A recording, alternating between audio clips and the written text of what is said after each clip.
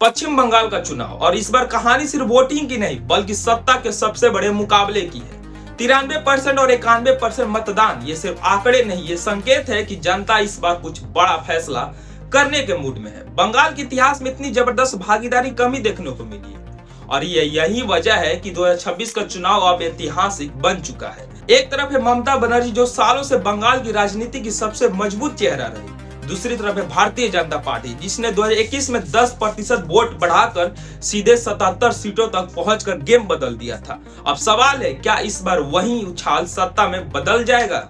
BJP की आत्मविश्वास यूं ही नहीं है। उड़ीसा में नवीन पटनायक जैसे 24 साल पुराने चेहरे को हटाया गया, दिल्ली में अरविंद केजरीवाल की सत्ता खत्म हुई और महाराष्ट्र में उद्धव ठाकरे को सत्ता से दूर रखा गया।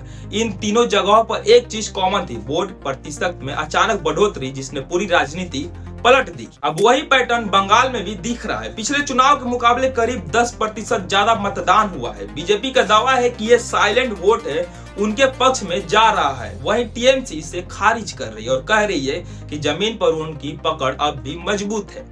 2021 में तृणमूल कांग्रेस ने 48% वोट के साथ 215 सीटें जीती थी, जबकि बीजेपी 38% वोट के साथ 77 सीटों पर सिमट गई थी। लेकिन इस बार तस्वीर उतना साफ नहीं है। एग्जिट पोल में कहीं बीजेपी की सरकार बंद दिख रही है तो कहीं कांटे की टक्कर है। अब असली फैसला 4 मई को होगा, जब हर वोट की गिनती तय करेगी कि बंगाल में दीदी का राज जारी रहेगा या पहली बार कमल खिलेगा।